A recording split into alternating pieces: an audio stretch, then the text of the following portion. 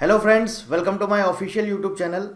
आज हमारे साथ एक बार फिर से पवन जी हैं, जो कि ऑल इंडिया रैंक टॉपर हैं। ऑल इंडिया रैंक इनकी 1 थी। 2021 जो एटीसी का एग्ज़ाम हुआ था उसमें इन्होंने स्कोर किया था 103। आज हम इनसे जानेंगे कि क्या स्ट्रेटजी होनी चाहिए। जैसे लास्ट टाइम क्या हुआ था, आपका एग्ज़ाम बहुत जल्दी आ गया था, तो आज हम इनसे पूछेंगे कि क्या स्ट्रेटजी होनी चाहिए, कैसे हम 45 से 50 डेज़ में टारगेट करें। पवन जी, क्या हाल चाल है? हाँ, सब बढ़िया। आप बताइए। बस बढ़िया एकदम। आ, जैसे अगर कोचिंग है अपने पास, अवेलेबल है, अगर कोई लेना चाहता है और मार्केट में सही मटेरियल अवेलेबल है, तो it's better to take coaching. हम्म। ये तो है।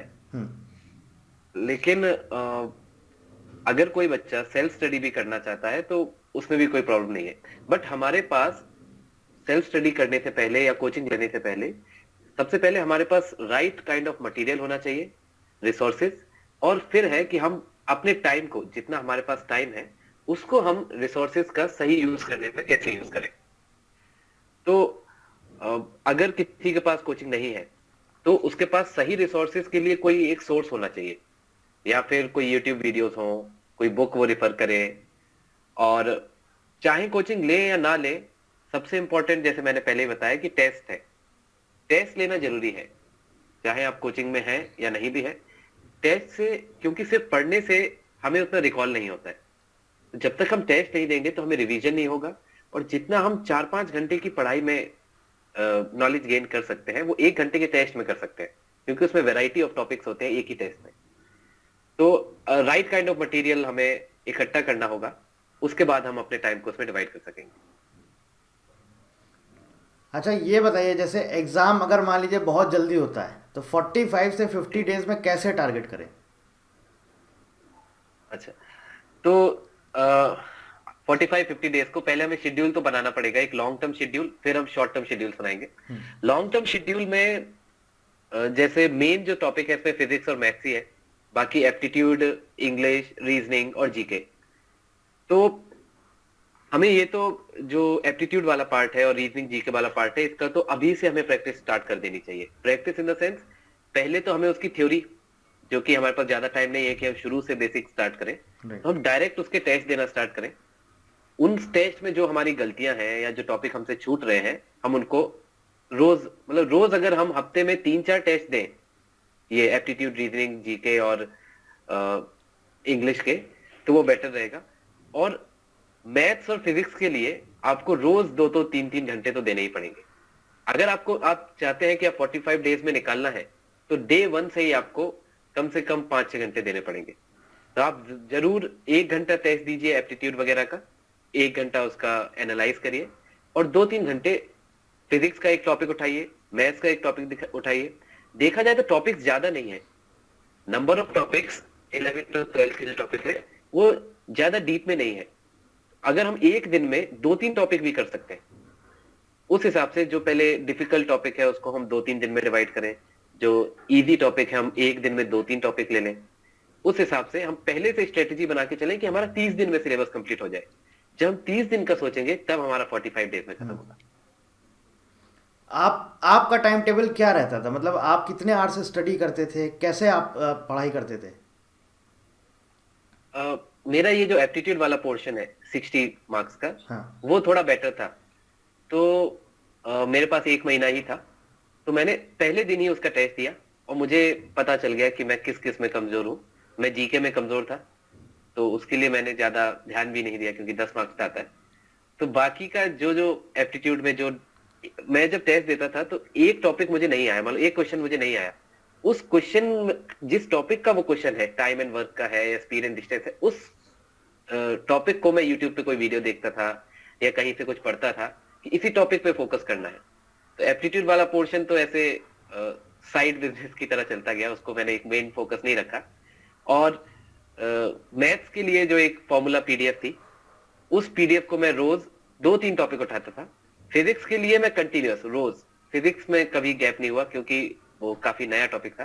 तो मैंने शुरू में 20 दिन का वो बनाया था शेड्यूल अपना, कि मुझे 20 दिन में फिजिक्स खत्म करनी है और मैथ खत्म करना है।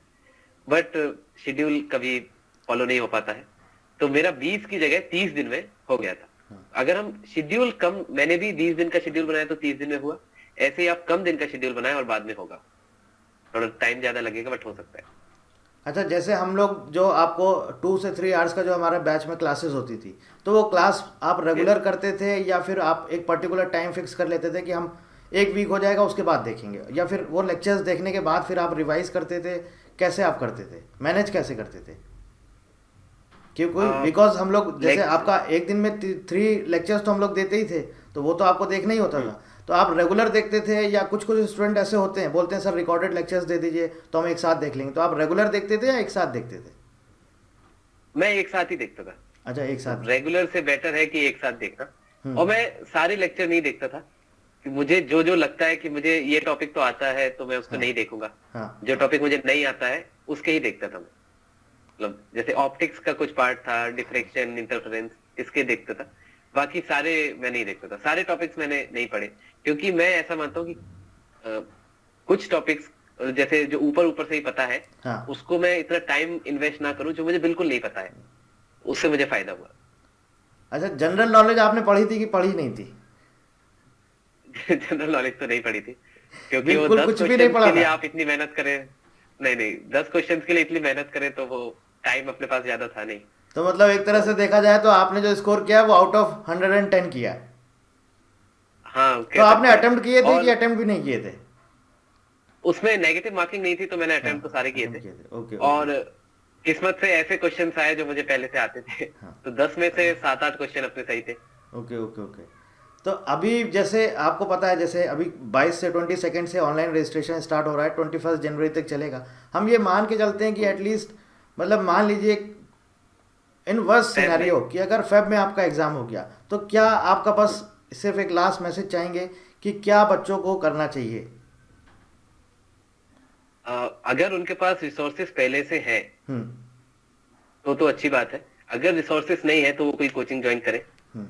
और अभी से स्टार्ट कर दें। ये वेट ना करें कि जब 23 जैन आएगा हम फॉर्म भरेंगे तब जाके हम पढ़ाई स्टार्ट करेंगे। अगर उन्हें टारगेट करना है कि निकालना है तो अभी से स्टार्ट कर दें, आज से ही स्टार्ट कर दें। और मैं तो कहूंगा कि आज से एक आध टेस्ट देके देख लें कि उनका वीक पॉइंट क्या है। हो सके तो सारे टॉपिक ना देखें, जो उन्हें वीक पॉइंट लगे वो देखें, बट अभी से स्टार्ट करें। तो अच्छा। जितना जल्दी स्टार्ट करेंगे उतना फायदा होगा। आपने कितने क्वेश्चंस अटेम्प्ट किए थे? सारे आपने अटेम्प्ट किए थे? तो बेसिकली मैं हर एग्जाम में सारे हाँ, अटेम्प्ट करता बेसिकली क्या होता है कि स्टूडेंट का स्पीड उतना नहीं होता है। स्पीड बढ़ाने के लिए क्या हूँ। करें? प्रैक्टिस। एप्टीट्यूड वाले पोर्शन में प्रैक्टिस। हाँ। और मैथ्स और फिजिक्स में कुछ क्वेश्चन है जो हमें समझ ही नहीं आएंगे, बिल्कुल। तो उनको हम ये पहचानना जरूरी है कि किस क्वेश्चन में हमें कितना टाइम देना है। एग्जैक्टली। आपको होता है कि हम कुछ क्वेश्चन पे डेटा ज्यादा है, आपने काफी उस क्वेश्चन को सॉल्व किया, मेनली फिजिक्स का डेटा ज्यादा है, आपको टॉपिक भी अच्छे से नहीं आता था और आपने 2 मिनट दे दिए और फिर बाद में पता चला कि मैं तो फंस गया, मुझे आंसर नहीं आ रहा है। तो हमें पहचानना आना चाहिए कि कौन सा क्वेश्चन हमें करना है और कौन सा छोड़ना है। तो हर क्वेश्चन का जो मार्क्स है वो सेम ही है। हर क्वेश्चन में 1 नंबर एक ही का नंबर। क्वेश्चन है, 1 नंबर उसका मार्क्स है। तो हम ये ढूंढे कि कौन सा क्वेश्चन इजी है, पहले वो कर ले। डिफिकल्ट क्वेश्चन के भी सेम मार्क्स है, इजी क्वेश्चन के भी सेम मार्क्स है। तो हम सबसे पहले इजी इजी कर ले, फिर जो छूटे हुए हैं फिर बाद में उन पे ध्यान दें और फिर तुक्का लगा दें, क्योंकि फिर नेगेटिव मार्किंग है नहीं। तो आपकी क्या स्ट्रेटजी रहती थी? आप पहले टेक्निकल पोर्शन करते थे या फिर नॉन टेक्निकल पहले अटेम्प्ट किया आपने? मैं पहले नॉन टेक करता था, क्योंकि वो मेरा मैं ऐसा मानता था कि टेक्निकल में मुझे कुछ नहीं आता मान लेते हैं, हाँ। तो मेरा टाइम जाएगा। लेकिन नॉन टेक मुझे आता है, तो जितना मैं श्योर हूं कि इसमें तो मार्क्स आने ही है, तो मैं पहले वो कर लेता था, फिर टेक्निकल बाद में देखता था। अच्छा, जीके के लिए, जनरल नॉलेज के लिए कोई सजेशन देना चाहेंगे? क्योंकि स्टूडेंट्स बहुत क्वेरी पूछते हैं सर आप जीके नहीं करवाते तो एटलीस्ट बता तो दीजिए जीके कैसे पढ़ें, कहाँ से पढ़ें। उसके लिए कोई सजेशन है? देखिए एक सजेशन ये है कि आप पूरी जीके तो नहीं पढ़ सकते स्टैटिक, बिल्कुल बिल्कुल। ये टाइम भी नहीं है अपने पास। तो आप करंट अफेयर्स का थोड़ा, जो मंथली वीडियोस आते हैं, तो 1-2 महीने पहले का बस वो वीडियो देख लें, तो something is better than nothing वाला केस है। हाँ। कि कुछ तो रहेगा अपने पास। तो चलिए पवन जी, बहुत अच्छा लगा आपसे बात करके। कोई और कुछ एक इंस्पिरेशनल मैसेज कुछ आप बच्चों के लिए शेयर करना चाहेंगे? हाँ, ये है कि मतलब ये जॉब में आके लगेगा कि काफी आराम है और काफी रिस्पॉन्सिबल जॉब है। रिस्पॉन्सिबल के अलावा but you will have the sense of pride that you are helping someone. और अभी आप कहाँ पर पोस्टेड है? हैदराबाद, मुंबई? मैं मुंबई में पोस्टेड हूँ अभी। मुंबई में। Okay okay okay. या चलिए तो ठीक है, थैंक यू वेरी मच काफी पवन जी। ट्रैफिक है। बोलिए बोलिए, थैंक क्या यू। बोल रहे हैं, बोलिए।